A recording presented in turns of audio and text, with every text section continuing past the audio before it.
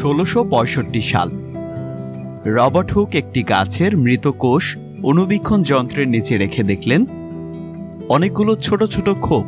বুদ্ধ ভিক্ষুরা যেমন ছোট ছোট খোপের মতো ঘরে থাকতেন সেরকম।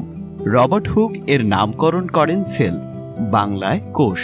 পরবর্তীতে জানা যায় যে তিনি আসলে যা দেখেছিলেন সেটি ছিল কোষ প্রাচীর। কিন্তু মানবদেহ নিয়ে আগ্রহ খ্রিস্টপূর্ব 1600 দিকে শুরু। মিশরীয়রা এই গবেষণা শুরু করেন। অবাক করার মতো বিষয় হলো মিশরীয়রা কোনো আধুনিক যন্ত্রের সাহায্য ছাড়াই কিডনি ও মস্তিষ্কের কাজ সম্পর্কে একটি ধারণা পেয়েছিল। একে একে আবিষ্কার হওয়া শুরু হয় সৃষ্টির রহস্য। কোষই মানবদেহের সবচেয়ে ছোট স্তর নয়। একটি বস্তুকে ভাঙলে তারই কিছু কণা পাওয়া যায়। সেই কণাকে আরো পর্যবেক্ষণ করলে দেখা যায় আরো কিছু ছোট কণার সমন্বয়। মানবদেহের সবচেয়ে ছোট কণা হলো অ্যাটম। এর পরের ধাপগুলোতে অনেকগুলো অ্যাটম মিলে মলিকিউল, অনেকগুলো মলিকিউল মিলে অর্গানেল। অর্গানেল হলো কোষের উপাদান। অর্গানেলগুলো একত্রে একটি কোষ তৈরি করে। অনেকগুলো কোষ যখন একই কাজ করে তাদের টিস্যু বলে।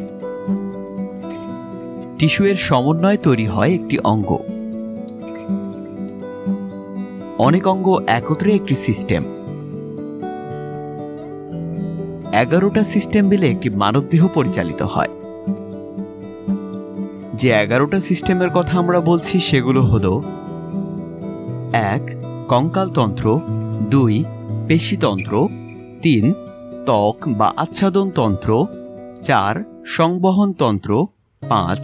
রোগ প্রতিরোধক ব্যবস্থাপনা, 6. শ্বসনতন্ত্র, 7. স্নায়ুতন্ত্র, 8. পরিপাকতন্ত্র, 9. অন্তঃক্ষরা গ্রন্থিতন্ত্র, 10. বৃক্কতন্ত্র, 11. প্রজননতন্ত্র। আমাদের যাবতীয় অসুখ বিসুখ এই তন্ত্রগুলোকেই ঘিরে।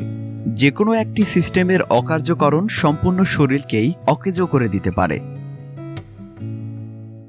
নারী পুরুষ ভেদে এখানে সিস্টেম শুধু প্রজননতন্ত্রে পার্থক্য আছে।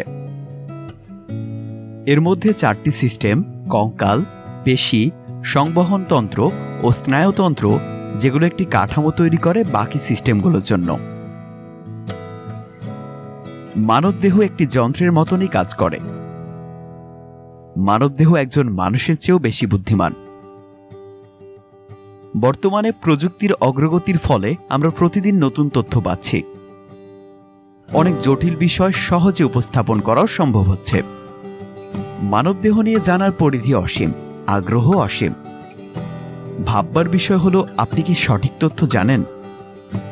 আমাদের এই যাত্রার উদ্দেশ্য হলো সকলে মিলে নিজেদের সম্পর্কে সহজে সঠিক ও বিস্তারিত তথ্য জানা।